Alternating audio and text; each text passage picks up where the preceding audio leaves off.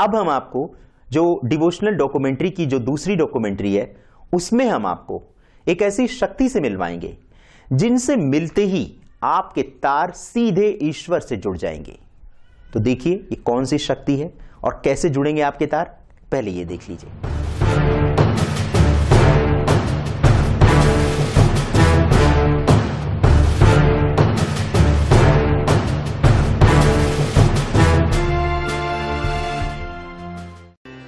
सच्चिदानन्दरूपाय विश्वोत्पत्त्यादिहेतवे तापत्रय विनाशाय श्रीकृष्णाय वयं नुमः।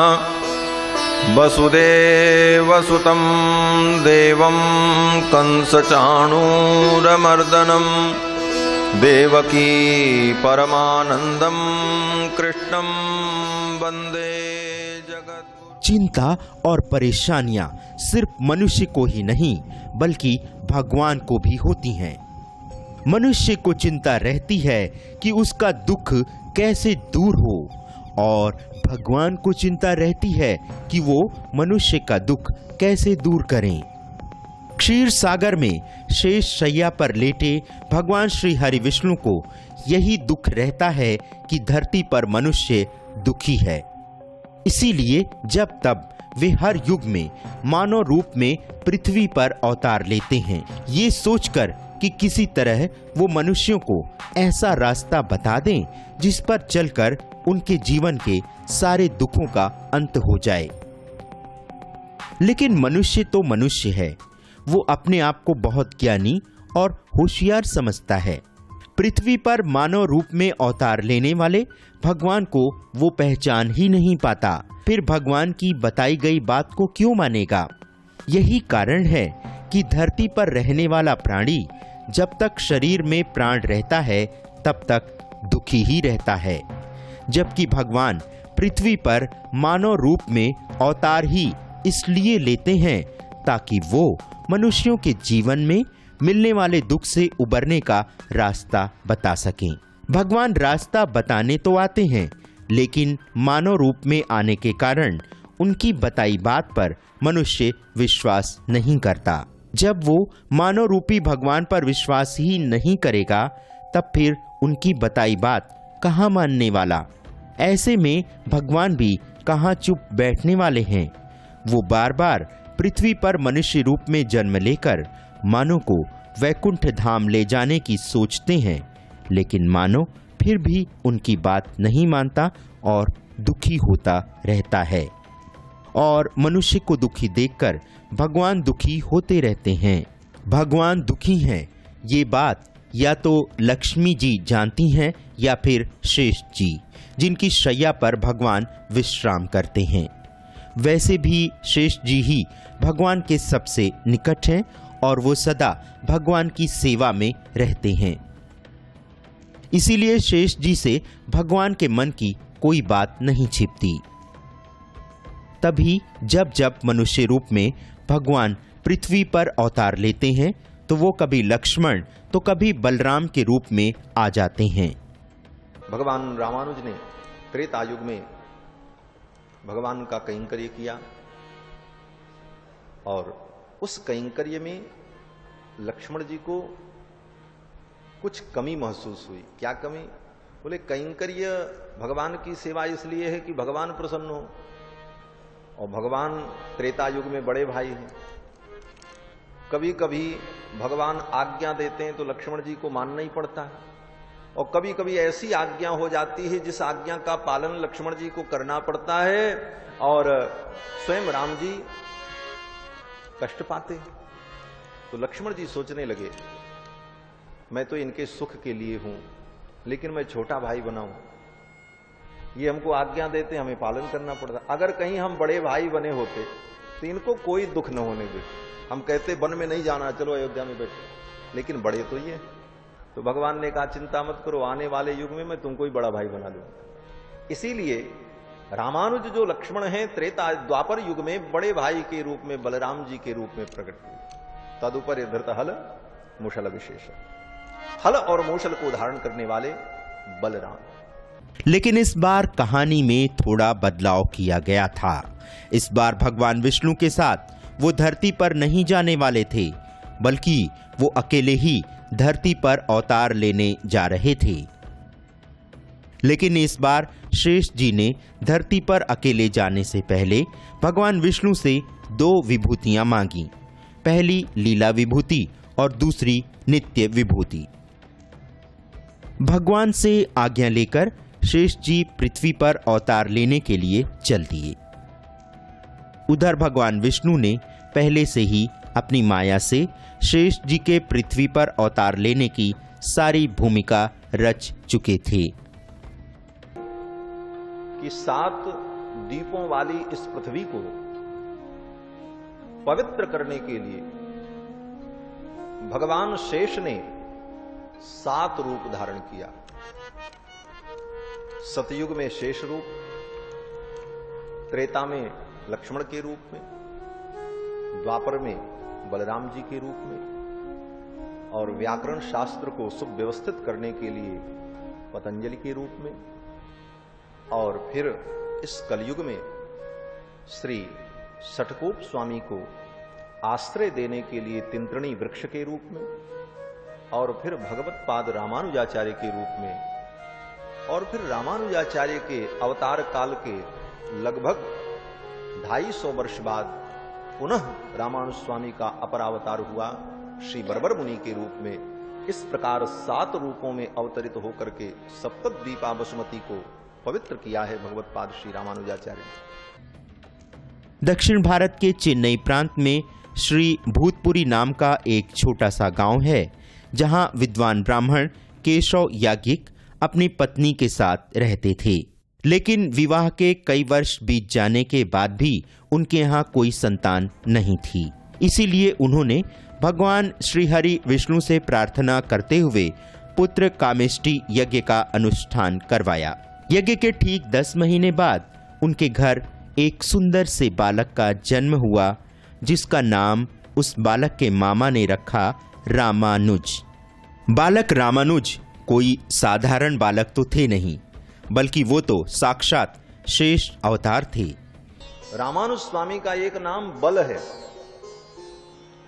श्रीमद् भागवत में नामकरण संस्कार के प्रसंग में श्री गर्गाचार्य जी महाराज कहते हैं,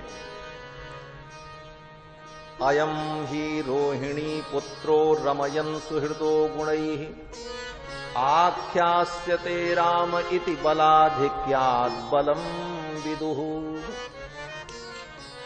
रोहिणी के पुत्र जो बलराम जी हैं, इनका नाम बल है और एक नाम राम है, दोनों को मिलाकर के बलराम है। तो बल से तात्पर्य श्री रामानुज स्वामी, रामानुज। इनके संबंध के बिना, इनके संबंध से हम हीन हो जाएं तो भगवत प्राप्ति नहीं हो सकती। वो ये भी जानते थे कि उन्होंने पृथ्वी पर जन्म मनुष्य का दुख दूर करने और बाद में उसे वैकुंठ धाम में भगवान श्री हरि विष्णु से मिलाने के लिए लिया है। ऐसे भगवत पाद श्री रामानुजाचार्य के हम सभी लोग अनुयायी हैं, उनकी शरण में हैं, और उनका जो सिद्धांत शरणागति का सिद्धांत है, उसका मूल श्रीमद् वाल्मीकि रामायण दीर्घ शरणागति ग्रंथ, जिसमें पदे पदे स्थल स्थल पर शरणागति के सूक्ष्म तत्वों का विवेचन किया गया है। श्री रामानुज पढ़ने में इतने बुद्धिमान थे कि कम ही समय में उन्होंने वेद वेदांत का अध्ययन कर लिया। जब 16 वर्ष के हुए तो श्री रामानुज का विवाह रक्षकांबा देवी के साथ हो गया। थोड़े समय बाद ही उनके पिता परलोक सिधार गए। इधर श्री रामानुज अपना गृहस्थ जीवन तो बिता रहे थे, लेकिन उन्हें वहां शांति नहीं मिल रही थी। ज्ञान पाने की इच्छा भी बढ़ती जा रही थी, लेकिन समस्या गुरु की थी। इसी दौरान कांचीपुरी के वेदांत के श्रेष्ठ विद्वान यादव प्रकाशाचार्य जी से उनकी भेंट हुई और वो उनसे वेद वेदांत पढ़ने लगे। एक बार यादव प्रकाशाचार्य जी ने कप्यास शब्द की गलत व्याख्या कर दी, जो कि श्री रामानुज को ठीक नहीं लगी और उन्होंने इसी कप्यास शब्द की अपनी व्याख्या की, जिसे सुनकर दूसरे शिष्य बहुत खुश हुए। अपने शिष्य की बढ़ती प्रसिद्धि यादव प्रकाशाचार्य जी को जरा भी अच्छी नहीं लगी और वो उन्हें मारने की योजना बनाने लगे। एक बार तो यादव प्रकाशाचार्य जी ने श्री रामानुज को संगम में डुबाकर मारने की भी योजना बनाई, लेकिन गुरु के मन की इस मंशा को जानकर श्री रामानुज ने अपना रास्ता बदल लिया। तब उन्होंने रास्ता दिखाने के लिए वरदराज भगवान यानी श्री हरिविष्णु जी से प्रार्थना की। वरदराज भगवान उन्हें जंगल से निकालने के लिए भील का वेश बनाकर आए। कांची पहुंचाने के बाद भील वेशधारी भगवान को प्यास लगी तो उन्होंने श्री रामानुज से पीने के लिए जल मांगा। श्री रामानुजाचार्य ने पास के कुएं से जल लाकर उन्हें पिला दिया और इसी के बाद भील वेशधारी भगवान अंतर ध्यान हो गए। रामानुजाचार्य समझ गए भगवान की ये लीला और इसके बाद वो उसी कुएं के पास ही रहने लगे जिसका जल उन्होंने भगवान को पिलाया था। जब दोबारा उनके गुरु यादव प्रकाशाचार्य जी को ये बात पता चली कि उनका शिष्य रामानुज अभी तक जीवित है तो उन्होंने फिर से बुलाकर उन्हें पढ़ाना आरंभ कर दिया। लेकिन इस बार भी वही हुआ जो पहले हो चुका था। इस बार उनके गुरु यादव प्रकाशाचार्य जी ने सौम्यदम शब्द की फिर उल्टी व्याख्या कर दी। श्री रामानुज ने फिर से इस शब्द की सीधी और सही व्याख्या की, जो कि उनके गुरु को जरा भी अच्छी नहीं लगी। गुरु शिष्य के बीच पड़ी इस दरार के बारे में जब श्रीरंगम के श्री यामुनाचार्य जी को पता चला तो वो बहुत प्रसन्न हुए, क्योंकि वे तो जानते थे कि रामानुज कोई साधारण शिष्य नहीं है, बल्कि वो तो शेष अवतार हैं। भगवान रामानुजाचार्य कौन है? बोले शेष है। आदौ जगदाधार शेषः, सारे जगत के आधार आदिशेष। सतयुग में और त्रेता में, बोले त्रेता में ये रामानुज हैं, लक्ष्मण के अनुज, राम जी के अनुज कुमार लक्ष्मण, जिन्होंने कैंकर्य ही भगवान का किया। उन्होंने श्री रामानुज को अपने पास बुलाने के लिए अपने शिष्य महापूर्णा स्वामी जी को भेजा, लेकिन जब श्री रामानुजाचार्य श्री यामुनाचार्य जी के पास पहुंचे तब तक श्री यामुनाचार्य जी अपना शरीर त्याग चुके थे। जब श्री रामानुजाचार्य अपने इस महान गुरु के पास पहुंचे तो देखा कि उनके पार्थिव देह के हाथों की 3 उंगलियां मुड़ी हुई थीं। श्री रामानुजाचार्य जी ये जान गए कि उनके गुरु के मन में कौन कौन सी 3 इच्छाएं शेष रह गई हैं। श्री रामानुजाचार्य जी ने 3 प्रतिज्ञा की। प्रथम प्रतिज्ञा, मैं वेद व्यास जी के ब्रह्म सूत्रों पर भाष्य का निर्माण करूंगा। द्वितीय प्रतिज्ञा, मैं पंच संस्कार संपन्न द्रविड़ वेद में पारंगत एवं प्रपत्ति धर्म को संलग्न कर उनकी संसार सागर से रक्षा करूंगा। तृतीय प्रतिज्ञा, मैं पुराणों के रहस्यों को समझाने के लिए एक अभिधान कोश तैयार करूंगा और पुराण रत्न श्री विष्णु पुराण के रचयिता श्री श्री पराशर ऋषि के नाम पर किसी महाप्राज्ञ श्री वैष्णव का नामकरण करूंगा। इन्हीं 3 प्रतिज्ञा के बाद श्री यामुनाचार्य जी के पार्थिव देह की 3 उंगलियां सीधी हो गईं। इसके बाद श्री रामानुजाचार्य जी को वरदराज भगवान के अंतरंग कृपा पात्र श्री कांचीपूर्ण स्वामी का दर्शन हुआ। कहा जाता है कि श्री कांचीपूर्ण स्वामी जी भगवान वरदराज यानी श्री हरिविष्णु से प्रतिदिन बात किया करते थे। श्री रामानुजाचार्य ने भी श्री कांचीपूर्ण स्वामी जी से कहा कि वो भी भगवान से उनके बारे में बात करें और उनसे पूछें कि उनके लिए भगवान की क्या आज्ञा है। श्री रामानुजाचार्य के 3 प्रश्न थे भगवान से। सर्वश्रेष्ठ उपाय क्या है? अंतिम समय में भगवान का स्मरण आवश्यक है या नहीं? मोक्ष की प्राप्ति कब होगी? श्री कांचीपूर्ण स्वामी जी ने भगवान श्री हरि विष्णु से बात करके श्री रामानुजाचार्य के 3 प्रश्नों का उत्तर 6 वाक्यों में दिया। भगवान ने कहा, अहमेव परम तत्वम जगत कारणम, अर्थात मैं ही संसार का सर्वश्रेष्ठ कारण हूं। क्षेत्रज्ञेश्वर्यो भेदः सिद्ध एक महामते, अर्थात जीव और ईश्वर में भेद सिद्ध है। मोक्षोपायो न्यास एव जनानाम मुक्तिमीक्षताम, अर्थात मुमुक्षुओं के लिए शरणागति ही सर्वश्रेष्ठ उपाय है। देहावसाने भक्तानाम ददामि परम पदम, अर्थात देह त्याग करने पर मैं अपने भक्तों को परम पद देता हूँ।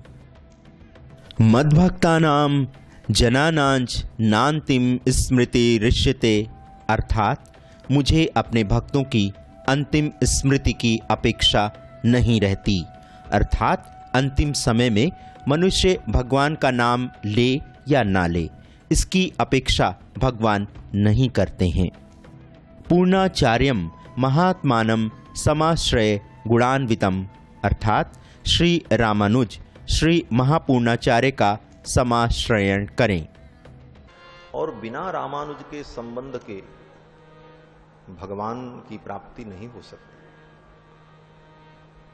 वेदों में मंत्र आया है कि नायमात्मा बलहीनेन लभ्यः, जो बल से हीन होगा उसको परमात्मा की प्राप्ति नहीं होगी। नायमात्मा बलहीनेन लभ्यः, बल से तात्पर्य यहां पर है श्री बलराम जी, शेष जी महाराज। नायमात्मा बलहीनेन लभ्यः। श्री वरदराज भगवान से अपने प्रश्नों का उत्तर जानकर श्री रामानुजाचार्य जी श्री महापूर्णाचार्य जी से पंच संस्कार ग्रहण करने के लिए श्रीरंगम निकल पड़े। लेकिन बीच मार्ग में ही उन्हें एक तालाब के पास श्रीदेवी, भूदेवी और नीला देवी से युक्त श्री रघुनंदन के दर्शन हुए। वहीं पर उनकी भेंट श्री महापूर्णाचार्य जी से हुई। श्री रामानुजाचार्य जी ने पंच संस्कार की इच्छा ग्रहण की। तब उन्होंने श्री रामानुजाचार्य को भगवान की सन्निधि में ही शंख चक्र देकर उनकी पंच संस्कार की दीक्षा संपन्न की। इसके बाद 2 माह तक श्री रामानुजाचार्य जी ने श्री महापूर्णाचार्य जी से श्री वैष्णव संप्रदाय के ग्रंथों की शिक्षा ग्रहण की। इसके कुछ समय बाद श्री रामानुजाचार्य ने वीतरागी होकर वरदराज भगवान के सानिध्य में विधिवत त्रिदंड संन्यास ग्रहण किया। इसके बाद श्री रामानुजाचार्य जी यतिराज के नाम से प्रसिद्ध हुए और उनके उपदेश से प्रभावित होकर यादव प्रकाश श्री रामानुजाचार्य के शिष्य बन गए और उनका नाम पड़ा गोविंद दास। गोविंद दास जी ने ही यति धर्म समुच्चय नाम के एक उच्च कोटि के ग्रंथ की रचना की, जिसमें उन्होंने संन्यास धर्म के बारे में विस्तार से बताया है। इधर रामानुजाचार्य जी अपने कुछ शिष्यों को लेकर वेंकटाचल पर निवास करने लगे। इस बीच शैव और वैष्णवों में कुछ बातों को लेकर मतभेद चल रहा था। शैव भगवान वेंकटेश जी की भगवान कार्तिकेय का रूप मानकर पूजा करते थे, जबकि कुछ लोग उन्हें भगवान विष्णु मानकर पूजते थे। श्री रामानुजाचार्य जी ने इस मतभेद को दूर करने का एक उपाय सुझाया। उन्होंने दोनों मतावलंबियों से कहा कि जो शिव मानकर पूजा करते हैं वो वेंकटेश मंदिर के द्वार पर त्रिशूल और डमरू रखें, और जो विष्णु मानकर पूजा करते हैं वो मंदिर के द्वार पर शंख चक्र आयुध रखें और अपने इष्ट की स्तुति करें। प्रातःकाल यदि प्रतिमा में शंख चक्र दिखे तो वो भगवान विष्णु होंगे, और अगर त्रिशूल और डमरू दिखे तो वो भगवान शिव का रूप होंगे। सभी लोगों ने श्री रामानुजाचार्य द्वारा बताए गए आयुध मंदिर के द्वार पर रखकर प्रातःकाल की प्रतीक्षा करने लगे। तब भगवान ने श्री रामानुजाचार्य से कहा कि मैं तो अर्चा विग्रह हूँ और ये आयुध मैं स्वयं धारण नहीं कर सकता। अर्चक हमें अगर शंख चक्र धारण कराएंगे तभी मैं उन्हें धारण कर सकूंगा। फिर तो श्री रामानुजाचार्य ने सर्प का रूप धरकर मंदिर के द्वार में प्रवेश किया और भगवान की भुजाओं में शंख चक्र धारण करवाया। तब भगवान ने श्री रामानुजाचार्य से कहा कि जो शंख चक्र धारण कराए वह आचार्य होता है, अतः आप हमारे आचार्य हुए। बोलिए मैं आपको गुरु दक्षिणा स्वरूप क्या दूं? तब श्री रामानुजाचार्य ने भगवान से गुरु दक्षिणा स्वरूप ये वचन मांगे, जो भी कोई मुझे अपना संबंधी मानता हो या फिर उसका मुझसे किसी भी प्रकार से कोई भी संबंध हो, उसे आप सदा अपने लोक में स्थान दीजिएगा। आप मेरे ऐसे संबंधियों के कर्म पर विचार किए बिना ही उन्हें अपनी शरण में रखेंगे। भगवान ने तथास्तु कहकर श्री रामानुजाचार्य जी की ये इच्छा पूरी कर दी। प्रातःकाल जब मंदिर का कपाट खुला तो भगवान के हाथों में शंख चक्र सुशोभित हो रहे थे। तभी से ऐसी मान्यता है कि जो भी श्री रामानुजाचार्य के रामानुज संप्रदाय के किसी भी भक्त से किसी भी प्रकार का संबंध रखता है, उसके कर्मों का विचार किए बिना ही उसे भगवान के धाम में स्थान मिलता है। भगवान रामानुजाचार्य ने आज से 1000 वर्ष पूर्व भगवान की शरणागति की लीला में, लेकिन उनकी शरणागति से प्रसन्न होकर ठाकुर ने कहा, रामानुज, मैं तुम्हारी शरणागति से इतना संतुष्ट हूं कि तुम्हारे जितने संबंधी होंगे चरमावधि, चरम काल तक तुम्हारे जितने संबंधी होंगे जो तुमको अपना मानते होंगे, वे लोग अगर हमारी शरणागति न भी करें फिर भी मैं उनकी शरणागति को स्वीकार कर रहा हूं।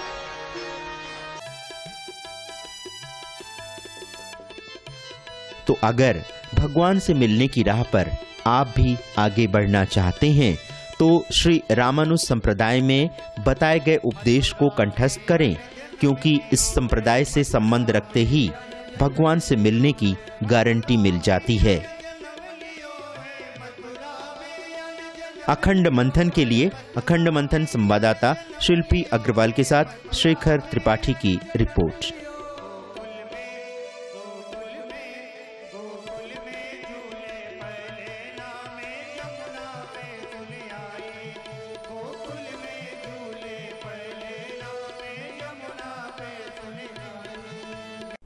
तो दर्शकों, 9 वर्ष 2017 आपके लिए ढेर सारी खुशियां लेकर के आए, ढेर सारे शुभ संदेश लेकर के आए।